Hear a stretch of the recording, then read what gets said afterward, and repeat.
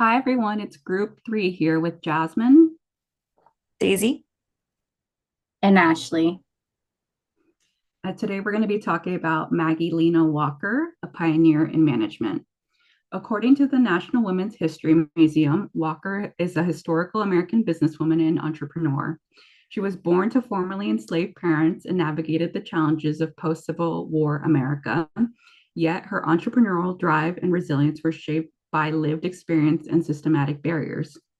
Most impressively, she was the first woman and the first African American woman at that to own and serve as president of a bank in the United States. According to the Library of Congress, she transformed Black business practices and inspired women, especially Black women, to pursue leadership and entrepreneurship.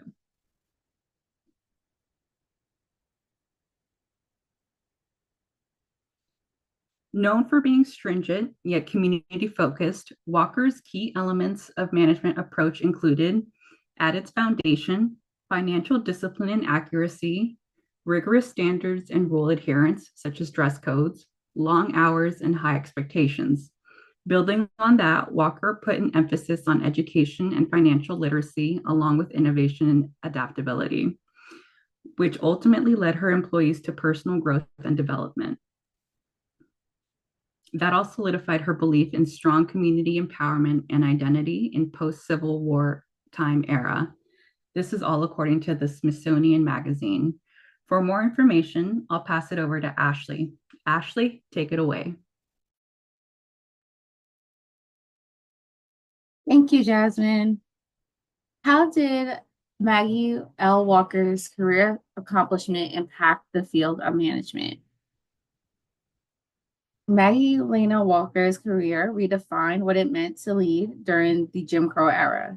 She is a trailblazer in both race and gender as the first Black woman to charter and serve as president of St. Luke's Penny Saving Bank. Walker's business model not just focused on profit, but to uplift and serve her community.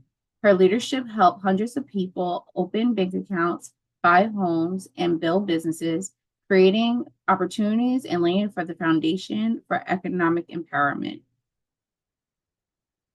Her mission-driven management.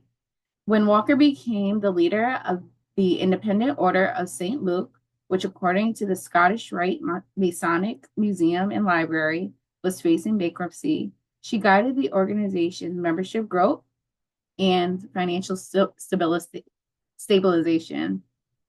The order offered affordable insurance policies to Black families, which granted access to resources and community at a time where Black people were often shut out of financial spaces in the Southern United States.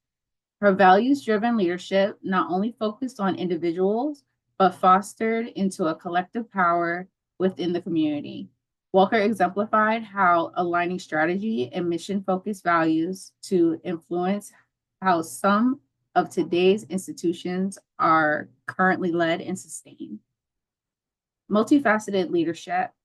Walker also launched the St. Luke Herald, a newspaper which created a communication network that educated and mobilized others. She understood the importance of outreach and building connections, establishing a voice to spread awareness about the order, encouraged membership, and reported on civil rights abuse. Her integrated leadership, blending finance, media, and mutual aid in a way that still resonates today as people continue to enlighten others and instill advocacy efforts. Now we'll go to Daisy. Thank you, Ashley. What has been the lasting impact of Walker's work? Maggie broke traditional gender and discriminatory laws by becoming the first African American woman to establish and become president of a bank in the US. She serves as an inspiration and role model to everyone by demonstrating that determination and resilience pay off.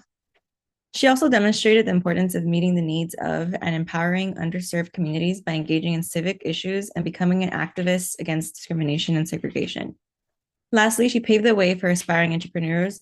In 2024, over 250 African Americans owned banks in the US, and there were over 20 women-owned banks in 2024 as well. How do her contributions make an impact in our organizations today? In higher education, you see many students breaking generational barriers. Some aspire to be the first in their family to get a college degree, the first doctors, lawyers, engineers, career paths that their families never thought would be possible due to economic limitations or systematic discrimination. I'll pass it over to Ashley to speak on how Maggie's contributions have impacted her organization. Thank you. Walker's model of values-driven leadership, where economic growth and community uplift go hand in hand. For example, Hope Credit Union provides banking services and financial education in underserved Black communities and supports entrepreneurship for Black and women-owned businesses throughout the Southern United States. Similar to Luke Penny Savings Bank, Hope Centers encourage economic justice while building financial infrastructure for the people it serves. For other organizations that aim to merge business and social impact, her legacy is a reminder that ethical leadership and financial empowerment aren't mutually exclusive. They're foundational to lasting change. And we'll go over to Jasmine.